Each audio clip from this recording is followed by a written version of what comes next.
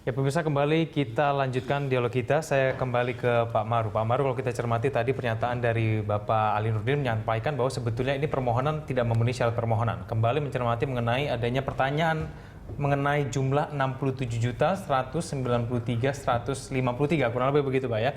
Nah kalau misal memang hal-hal ini terbukti, bukankah Hakim MK sudah cukup memiliki bukti untuk tidak meneruskan ini? Intinya itu ditolak sebelum tanggal 21 Agustus. Bisakah itu dilakukan, Pak Maru?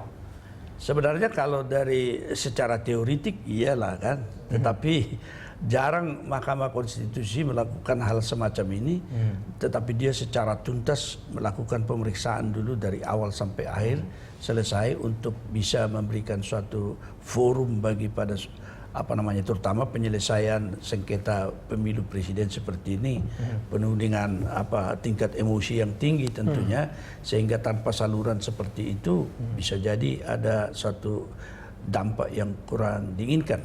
Tetapi jelas apa yang disebutkan oleh kuasa KPU tadi Pak Ali Nurdin itu, bahwa memang ada suatu permasalahan. Kalau kita bicara tentang aspek kuantitatif daripada suatu permohonan sengketa pemilu seperti ini, maka dengan mudah terlihat sebenarnya kesalahan itu, karena dia misalnya menyebutkan angka-angka bisa diuji semuanya dengan apa yang ada di dalam hasil-hasil rekapitulasi itu.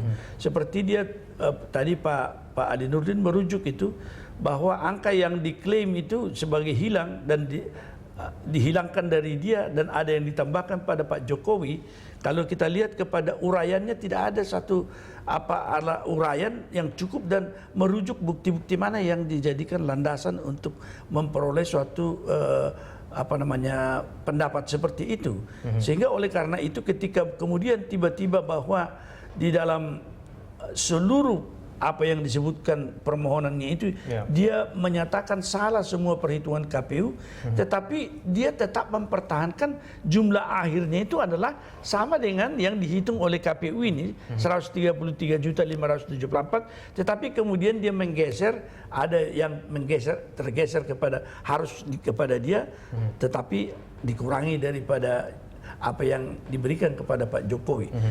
Tentu inilah yang dikatakan bahwa posisi seperti ini harus dengan uraian yang jelas. Apa sih sebabnya bisa kita katakan kalau angka hasil akhir dari seluruh suara tetap, maka pertama yang bisa kita lihat di situ, seluruh argumen daripada pemohon ini tentang apa yang dikatakan DPTKB yang tidak cocok dengan yang lain-lain, semuanya DPT dan lain sebagainya, tidak dia permasalahkan lagi, karena dia mengambil hitungan juga dari hasil akhir suara sah yang menjadi hasil pemilu pilpres yang lalu.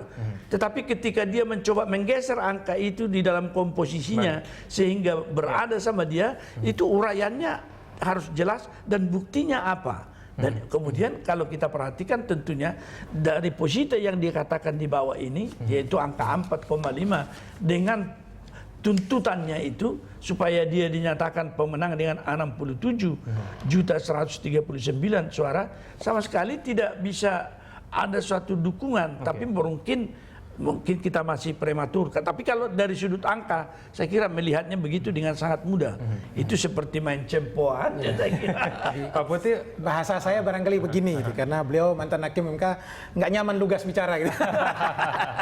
Ada begini, dari sisi konten, saya kira memang kalau statement Pak Ali Nurdin itu benar semua, dan saya yakin juga fakta-fakta di lapangan soal angka-angka dari kubu Prabowo Hatta tidak bisa di breakdown lewat alat bukti, seluruh dokumen otentik, legal, di tiap tingkatan, tidak ada. Maka ia tidak memenuhi syarat menurut undang-undang dan peraturan Mahkamah Konstitusi signifikansi hasil untuk bisa disidangkan. Gitu. Tidak memenuhi syarat. Karena tidak memenuhi syarat, maka putusannya memang tidak dapat diterima. Tetapi beliau benar bahwa sidang akan tetap berjalan karena tensi politiknya lebih tinggi, itu kan. Sehingga nanti mungkin sidang itu akan menjadi drama politik sendiri, itu soal bagaimana kota akan dibuka, dipersoalkan, soal kecurangan segala macam. Sehingga dugaan saya ending sidangnya nanti semua diberi ruang begitu, tetapi KPU juga tidak di dalam posisi 100% benar.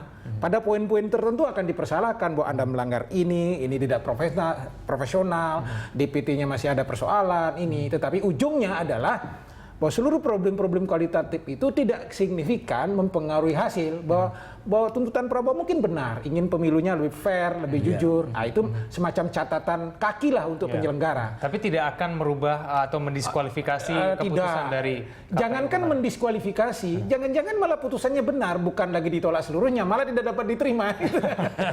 Artinya pemenangnya tetap begitu. Oke, baik. Pak Putri juga Pak Mur, kita akan lanjutkan lagi kita di segmen berikutnya. Pemirsa tetaplah bersama kami di Jumat Siang.